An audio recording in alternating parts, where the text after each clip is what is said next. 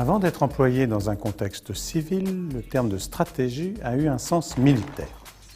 Étymologiquement, il vient des mots grecs stratos, armée, et agen, conduire, pour nommer la science du commandement des troupes. Il est donc fréquent de faire référence à ses origines et à des auteurs aussi fameux que Sun Tzu, pour son traité sur l'art de la guerre, ou Clausewitz, qui écrivit le célèbre ouvrage De la guerre. Le monde des affaires a ainsi eu vite fait de s'emparer de cette métaphore guerrière pour désigner cette volonté de mobiliser des moyens pour arriver à ses fins. Mais la comparaison s'arrête là. Il faut en effet noter une grande différence. Dans le champ militaire, le jeu est à somme nulle à la fin. Dans le monde des affaires, il est à somme positif. En réalité, la stratégie d'entreprise, telle que nous la voyons ici, s'enracine principalement dans le cadre conceptuel de l'analyse microéconomique. La microéconomie, c'est l'analyse des comportements des producteurs et des consommateurs selon les structures de marché sur lesquelles ils opèrent. Cela peut aller des situations de monopole, où l'entreprise est seule sur son marché, à celles de concurrence pure et parfaite, où l'entreprise subit une pression maximale sur ses prix et ses espérances de profit. Pour le stratège, la question est finalement relativement simple.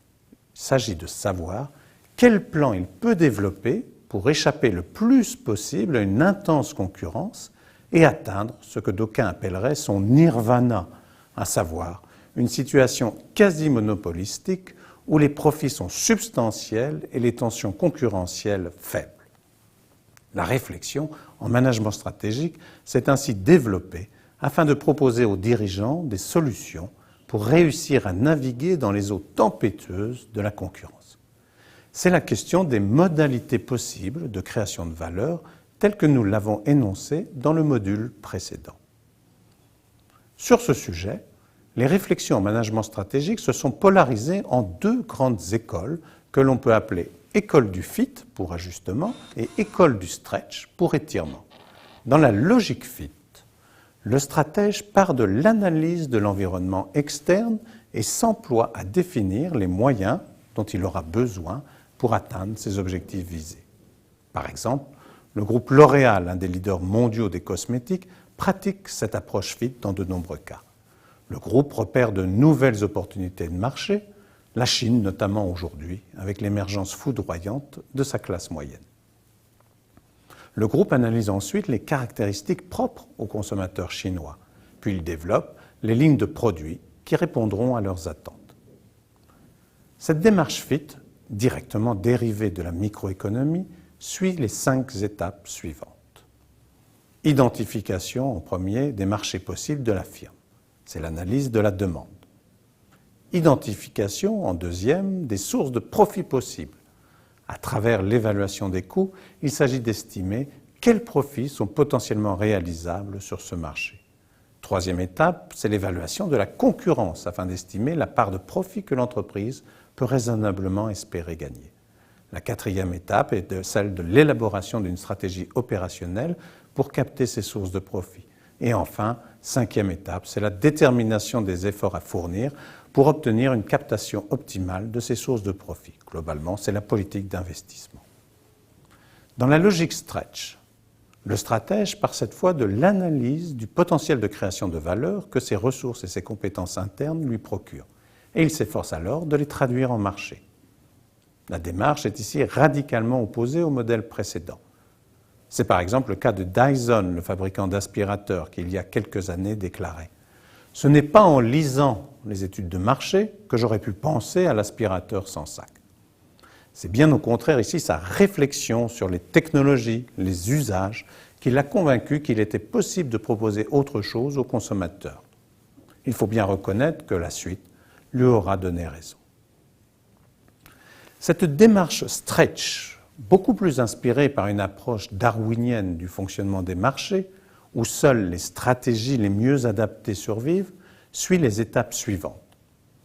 1. Identification des potentialités de création de produits et de services à partir des ressources et des compétences que l'entreprise maîtrise. 2. évaluation du potentiel de profit que ces différentes offres permettent de générer. 3. Estimation de la capacité des offres à résister à la pression concurrentielle. 4. Élaboration d'une stratégie pour imposer cette offre. Et 5. Enfin, identification des efforts à fournir en ressources et en compétences pour un développement optimal des potentialités de marché. D'un point de vue théorique, ces deux stratégies, fit, stretch, correspondent à deux stratégies clairement distinctes de captation de profit. Pour parler comme les économistes, la stratégie fit permet de capter une rente dite de monopole, c'est-à-dire qui repose sur un rationnement de marché. La stratégie stretch permet, elle, de capter une rente appelée ricardienne, qui est fondée sur la rareté de l'offre. Et dans la pratique, me direz-vous, est-ce que tout cela fait une différence? Bien entendu, il faut y prêter attention. La logique stratégique conditionne pour beaucoup le succès ou l'échec de votre entreprise, car elle démontre qu'en tant que stratège, vous avez eu la capacité à trouver le bon chemin sur les routes escarpées de la réussite. Le choix de la logique stratégique est clé de ce point de vue. Par exemple, dans la phase de lancement et de développement d'un business, le dirigeant peut opter plutôt pour une stratégie stretch. Puis à maturité, il peut opter pour une stratégie fit. Le changement est possible. Le stratège peut également gérer un portefeuille de projets dont certains sont fit, d'autres stretch. Il n'y a pas dans ces démarches a priori une bonne et une mauvaise. Il y a en revanche des choix qui, à un moment, à un état précis de la situation, sont pertinents ou non. Et cela, seul le test du marché permet de dire si le choix opéré était le bon. Pour reprendre une citation du célèbre Peter Drucker, la meilleure façon de préparer l'avenir, c'est encore de le créer.